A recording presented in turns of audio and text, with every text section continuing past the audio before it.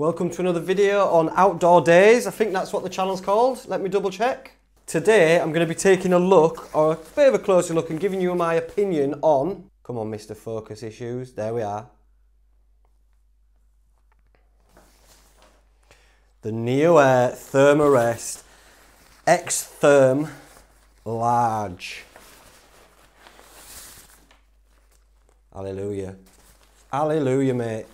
Now, I think I'm qualified to talk on this because I've had it for a few years now, and I've used it through all seasons. I've used it in my hammock, I've used it in my tents, I've used it in my bivvy bags, I've used it just on the floor, in campsites, in the house, when I first moved into the house. It's been around, mate, it's been around. And I just want to run through a few specs and just give you my opinion on it. This is mine. It is, it's the large, it's the neoair large. It's got a few, come on, patches on it, look, from the kit that you got with it. I think I've got two, is it? Yeah, two. I've patched it up twice. And in the, I don't know how many years I've had it. 4 years. In the whole time that I've had it, I've patched it up twice. One on the front and one on the back. But the one on the back, I was sleeping in an abandoned tunnel. My Xtherm's burst. Oh no, it's as flat as a witch's tit. There was broken stones, bits of glass and all sorts of stuff. I'll leave a link to that video here. You can check that out if you want.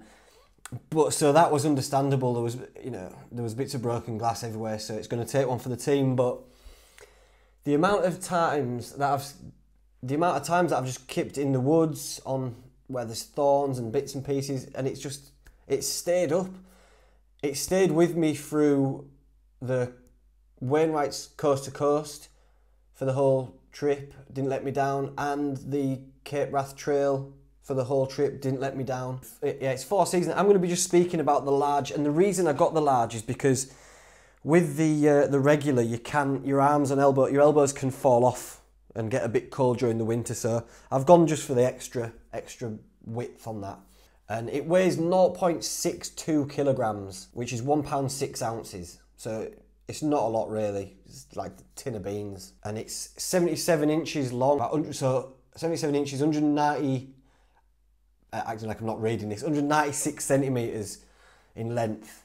So you're good to go, mate. You're good to go even for tall lads and lasses. It's 2.5 inches thick, or 6.4 centimetres.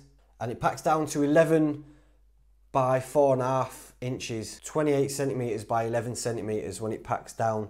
And it comes in its own little bag, but I don't use that anymore. I just roll it up on the fly, turn it in half, put a band around it, and it's good to go.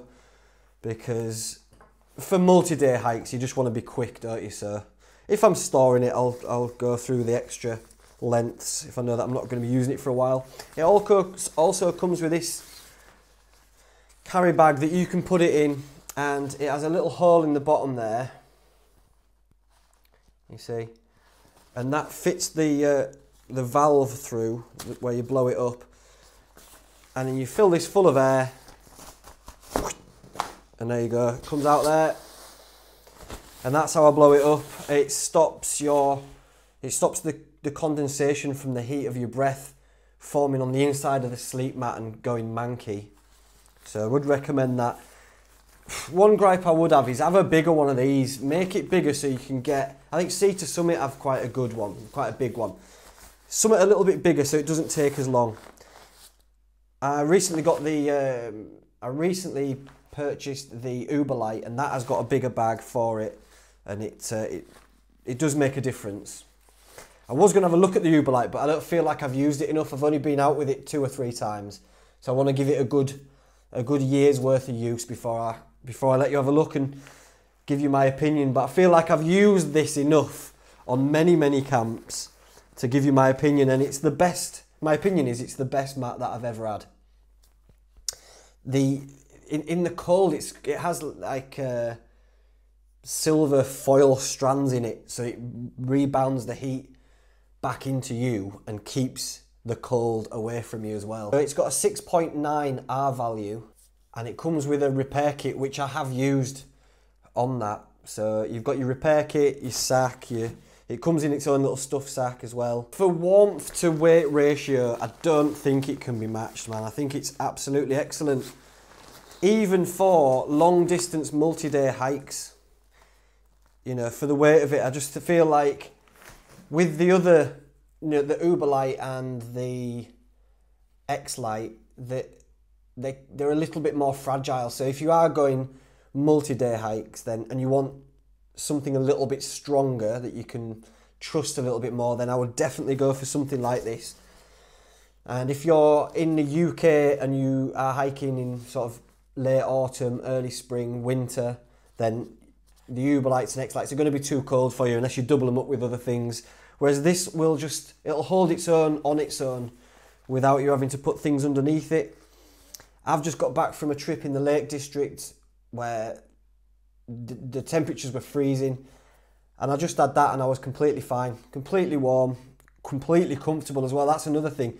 And it doesn't make a noise. I don't find that this one, the lighter ones tend to be a bit more crinkly, but I feel like this one doesn't. It never wakes me up anyway. It's comfortable, quiet and warm. That's what you want from a mat. So I'm just giving it my thumbs up. So if anyone's out there looking for one, or you've been on the fence deciding whether to get it, I give it my seal of approval. I can't recommend it highly enough. And as I say, I've been using it for many years at this very same one, and it's had 2 punctures. Both were my fault for having it on glass, and the other one, I was doing something stupid and it was on the top of it. I think it was with my knife or something. But they've been fixed, and it hasn't let me down. There's been no slow punches or holes around the seams or anything like that. It's just been a constant part of my kit for the last few years. They are expensive. You're looking around the £200 mark for that, for the large one. Around the 200 quid mark, give or take. So it's an investment, but if I think about it, if I've had it, say I've had it for the last 4 years, that's a lot. It's 50 quid a year to hire one of the best beds that I've had, that I've used on all my camps. It's a no-brainer. So it's made its money back for me already, and it's one of them bits of kit that I won't need to replace this, I feel like, hopefully, for another few years. So I'm looking to get maybe 6 or 7 years, even more out of that.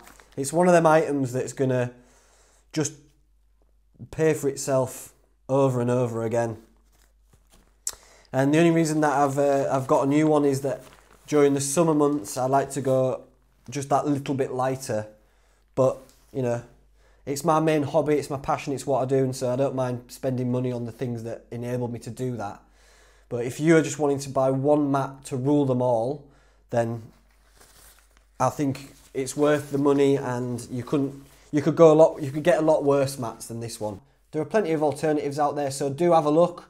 Sea to Summit do some good ones, X-Bed do some good ones, Klimt. There's a few different brands that do very good ones, but this has just been the one I've used for the last few years. So I can't talk on the rest of them. I can talk on this one, and I can give it my 2 thumbs up. I'll leave a link downstairs if you want to have a little closer look yourself. So that's it, the neoair, the Thermarest neoair Xtherm large.